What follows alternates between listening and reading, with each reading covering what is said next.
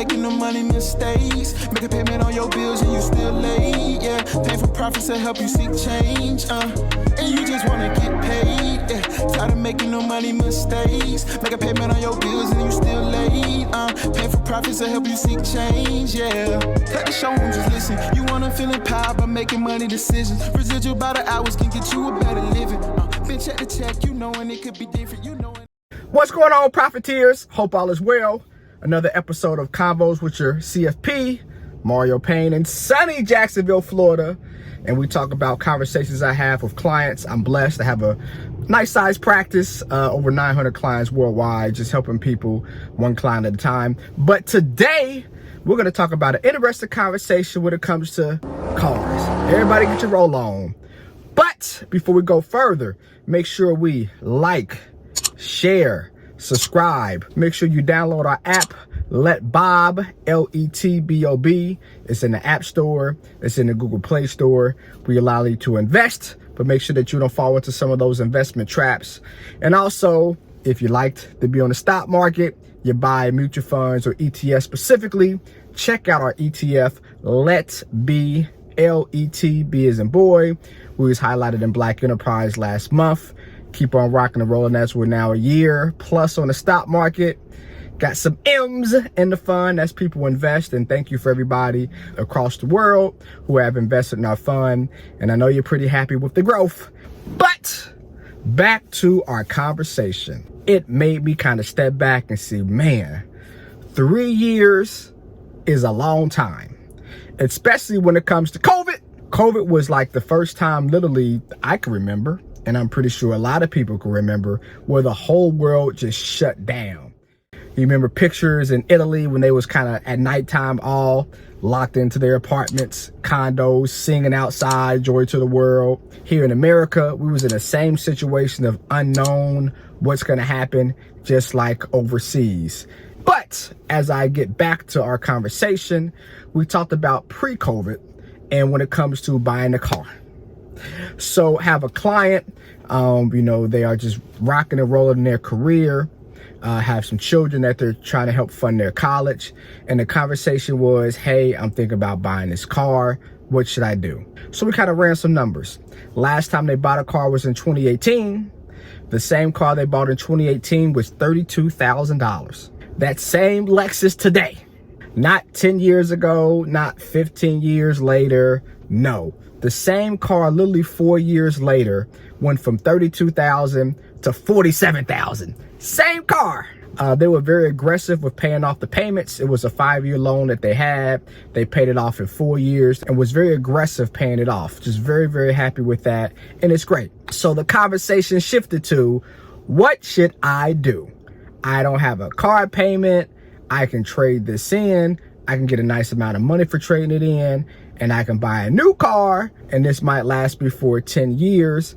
And now 5 years later with no car payment, I can really help my children in school, because at that time they'll be starting their freshman and sophomore years respectively in college, hopefully Tennessee State. It's a great HBCU. You know, I said that because I'm on a foundation board, but support your HBCUs in general. But I digress. Tough conversation though. It's the old saying in the words of Drake, you only live once, YOLO. But at the same time, we want to be practical. And being practical means no car payment is great. So we kind of ran some numbers. So the first conversation was a $37,000 car, 2019, $47,000 today. So just think, if we don't buy the car 4 years from now with that type of increase, that 25% increase, that means a $47,000 car today is going to be $65,000 in 4 years. Do we want to not have a car payment for 4 years and then buy a $65,000 car? That is very, very expensive. And it's definitely a rationale, because who wants to do that? Who wants to buy something today at $47,000 compared to waiting when something's $65,000 4 years from now? I can't get jiggy with that, and nobody does. It's like a stock. We have the opportunity to buy a stock at $47 today. We want to do that. We don't want to wait 4 years till it goes to $65. Of course not. On the flip side though, we talked about buying a car today at $47,000. What's going to happen 4 or 5 years from now from an interest rate standpoint? Interest rates pretty high right now, right? Interest rate for her, not as high as others because, again, of the income that she had, but it was still 5%. You compare that to a year and a half ago, 5-year loan, close to 2.5%. 2.5% doesn't seem like that much over a 5-year time period. That adds up. And who knows next year, if inflation goes down, rates go down, then she might be closer to a 2.5% interest rate next year compared to this year. But the big thing was, do I want to have a car payment that's going to affect me, period? Because every single month that she does not have a car payment, she is building cash flow. So a $47,000 car payment is going to cost her about $900 a month. That is $11,000 a year. Over 5 years is $55,000. I spent $47,000, but I'm actually paying $55,000. If we can just ride this thing for 5 years, what's going to happen? If we dollar cost average in the market, $900 a month. Every single month. What's going to happen in 1 year? What's going to happen in 2 years? What's going to happen 3 years, 4 years, 5 years? You're going to be able to pay for that car. Literally, that $55,000 over 5 years, just in a regular index fund, not making the most money, not losing the most, just doing what the market does. That's going to give her $75,000. $75,000. In 5 years now, with this $75,000, we can do what? Pay for a car cash. So yes, we don't got the new 2023.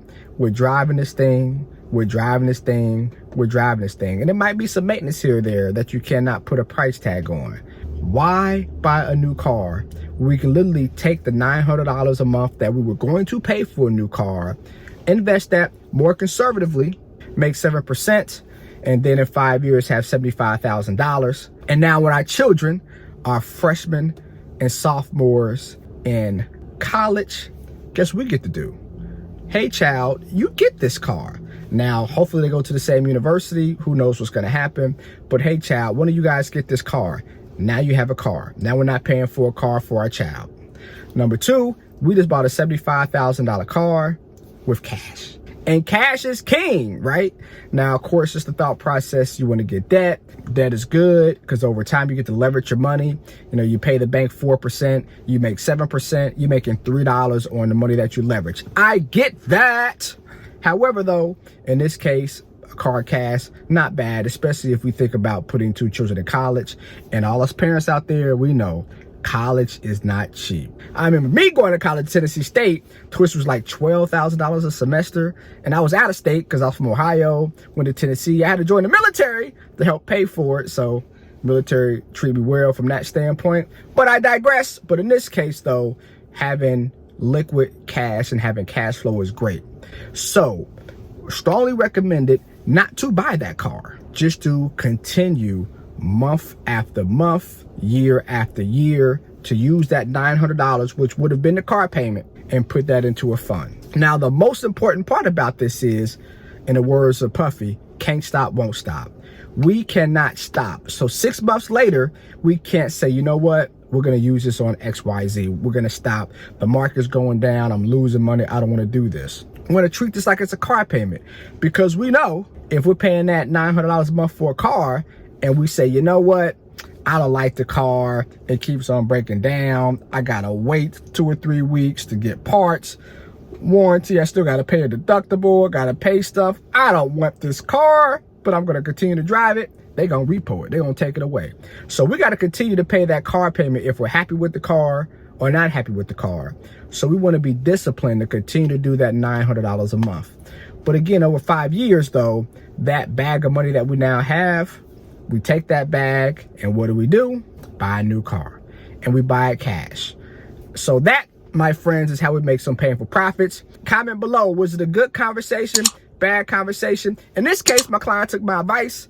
So it's time to invest. And luckily for her, we're able to buy things from an index standpoint like VOO, VTO, or Let Be, of course, our own ETF. We're able to buy them at so much of a lower price per share than what they were 18 months ago. So then they were able to buy at a lower price. So might make more than $75,000. Who knows? But we're going to start the process. We'll see how it goes. And 5 years later, as we have some painful profits, it's painful because we have to drive that car for 5 more years as our friends get new cars and we look on Instagram and Facebook, they got new cars. That's painful. But the profit gonna come.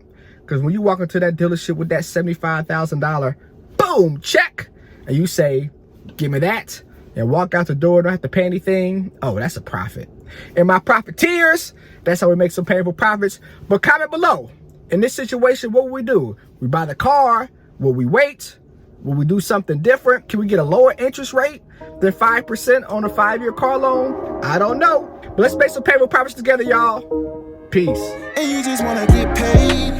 Tired of making no money mistakes. Make a payment on your bills and you still late. Yeah, painful profits to help you seek change.